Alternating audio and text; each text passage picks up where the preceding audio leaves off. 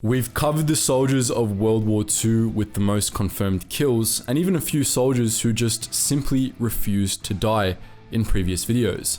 But we've never really homed in on the war's straight up craziest soldiers. Names like Léo Major, Audie Murphy, and Lachhiman Gurung might have just sprung into your mind, though without taking anything away from those mad lads, there are tons of other soldiers whose fearless, if not reckless, deeds don't even get half the attention they deserve. In this video, we're going to shed some light on some of these slightly lesser known soldiers, with each example from a different belligerent nation.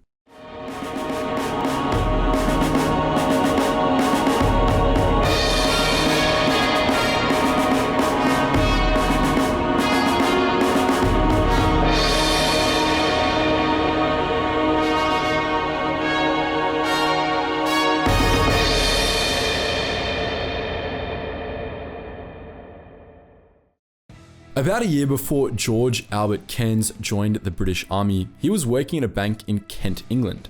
By March 1944, he was a lieutenant in the Somerset Light Infantry Regiment, which had been attached to the Chindit South Staffordshire Regiment in Burma. On the 16th, the unit established positions within the site of a Japanese-held pagoda standing on top of a hill in the Hinu block in British Burma. They soon realized there was a Japanese position very near to them too, with neither force having been aware of the other when they set up camp. Soon after the British discovered the nearby Japanese position, the Japanese in the pagoda opened fire. In response, the British launched an assault on the hill. In British officer Michael Calvert's words, "At the top of the hill, an extraordinary melee took place. Everyone shooting, bayoneting, kicking at everyone else." One of the men participating in this assault was our boy George Albert Cairns, and Calvert watched with his own eyes as a Japanese soldier rushed Cairns with a sword, hacking his arm all but completely off.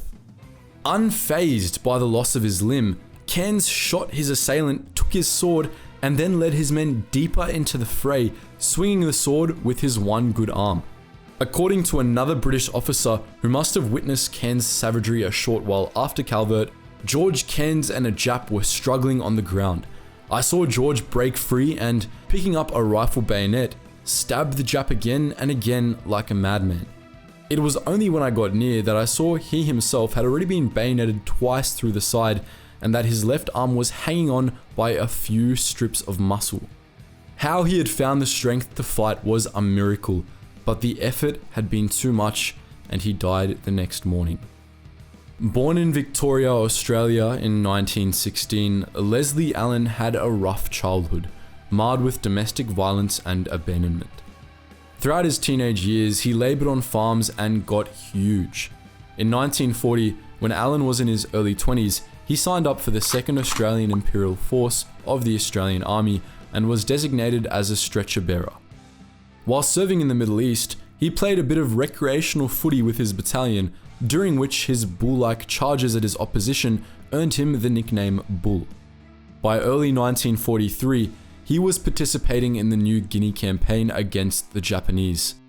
In the mountainous jungles, Bull often forewent his stretcher, opting to sling wounded Allied soldiers over his shoulder instead. He did this time and time again, often under intense Japanese fire and with hardly any concern for his own safety. For his deeds at Crystal Creek on the 7th and 8th of February, he received the Military Medal. For his actions at the Battle of Mount Tambu in late July, he was awarded the Silver Star. On Mount Tambu, Bull charged into the fray no fewer than a dozen times, shouldering 12 American soldiers to safety before collapsing from exhaustion. In the words of Bull's friend David Crenage, each time he went back for another rescue attempt, soldiers would make bets on whether he would return. On the 29th of January 1945, the Pennsylvania-born 1st Sergeant Leonard Alfred Funk Jr. was in Holzheim, Belgium, where his company was battling both the Germans and a raging snowstorm.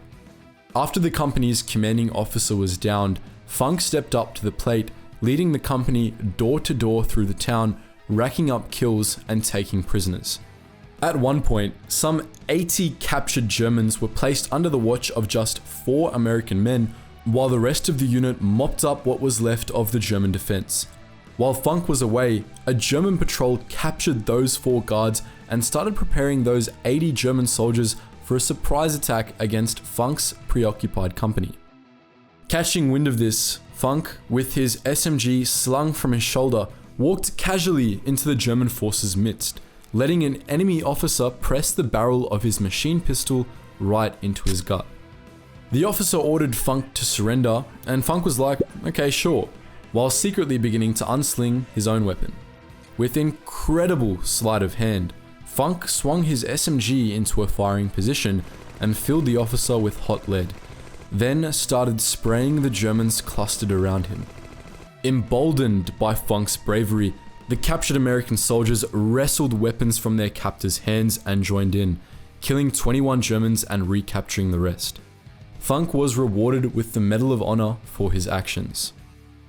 Young Jingyu was born in Tuishan County, China in 1905 and involved himself with the Communist Party of China as a youth, soon after which he was organizing communist revolutionary forces against the Republic of China and then also the Japanese. In February 1936, in the lead up to the Second Sino-Japanese War, Young was made the commander of the Northeast Anti-Japanese United Army, 1st Army. Throughout the next few years, the Northeast Anti-Japanese United Army fought against the Japanese in Manchukuo using guerrilla tactics.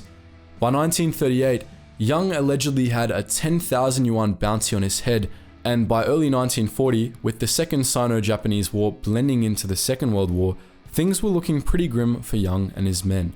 His numbers had taken a serious hit, and some 40,000 Japanese troops were now closing the noose on those that remained.